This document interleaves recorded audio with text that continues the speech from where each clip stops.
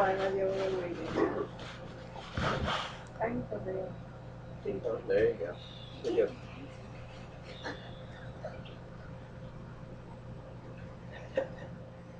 Tonight we're going to talk about the dependency and addiction of social networking. Did you know that it has been proven that social networking is actually more addictive than smoking cigarettes or drinking alcohol? Only 8 years ago, I remember that the cool technology was chat rooms and instant messaging. You were able to interact with more than one person or two people at a time and talk about what you did for the day or so on and so forth. The 21st century has become very dependent on social networking. I will review what research shows and proves to be a very addictive habit. I'm going to go over some of the good and bad things that social networking provides. Some of the good things include company campaigning. Large industries have been very successful in campaigning on their social network sites. You're able to view things that may be on sale or find out what's new in a store that you may not have visited in quite a long time. Job searching has also become very successful. You are able to find out if one of your friends is jobless and looking for something in a certain field. And it's easier for you to be able to tell them if you know of such a job, if you know what they're looking for. That's not something you would know if you haven't talked to the person in weeks or even months at a time. Education on venues has been the greatest. You can actually find out what's good to eat, what's not good to eat, what waiters are bad, what waitress is bad, what waitress is great. You can find out or actually check in with your friends and be able to know or be able to get promotions or maybe coupons, so on and so forth. Some of the bad things that internet communication, or some of the bad things that social networking has developed is that internet communication has become enough for people. For instance, there was somebody that tried to put together a high school reunion, and in the meantime, thinking that the best way of getting in touch with these people would be to present the invitations on Facebook.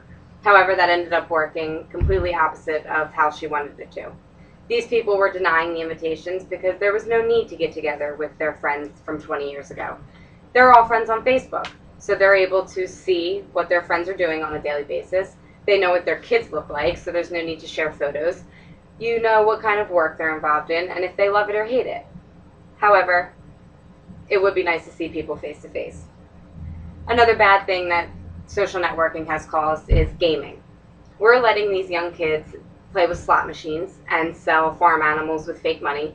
You're able to play cards, and these kids are becoming good at it because they're doing it on a daily basis. It's part of their routine.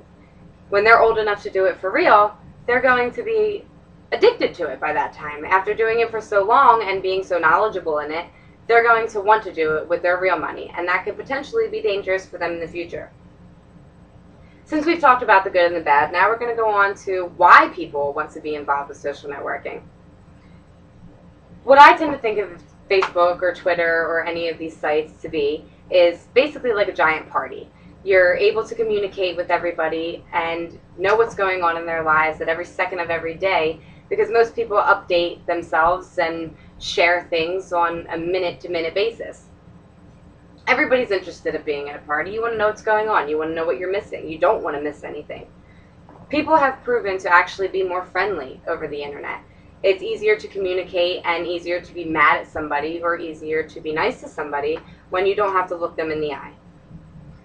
It's very much human nature to gossip about people. Everybody loves to gossip. You want to tell your friend who's sitting next to you what the person online said. And you can laugh about that and do it without whispering behind their backs. Some of the facts that I've learned while researching social networking is that more than 500 million people are on Facebook, and it's actually become a daily routine for every single one of them. If Facebook were a country, it would be the third most populated in the world. 1/3 of females from ages 18 to 34 actually check their Facebook before they go to the bathroom in the morning. Social networking was originated as a vehicle to communicate with old friends and new friends that you haven't seen in a while. Jason Fame said it best when he stated that Facebook and other social network pages were originated to connect with new and old friends. Other means of communication were not to be ignored, including face-to-face interaction. Those are some facts about social networking, but we can review some of the dimensions caused by it. Using Facebook to see others' problems when you feel down would be a mood alteration. It kind of is like a pick-me-up when you know that somebody's doing bad that you may dislike that week, and it makes you feel better about yourself that you actually had a good day. The social effects. It's easier to relate virtually. You can relate with others' problems, or you can disagree with others' problems without getting into an argument about it face to face. A very negative outcome is losing focus on your schoolwork or work or other important things like friends and family. You may be spending too much time on these social network sites and communicating with people and following people that you may not care about as much as the ones sitting at home while you're doing it. The compulsivity. Feeling guilty about the amount of time that you spend on Facebook is a problem for many people. It actually is something that draws you in so much that you lose track of time. A lot of people have actually gone through withdrawal because being used to having something available to you at all times is very hard when you lose that and you're not able to access it so quickly.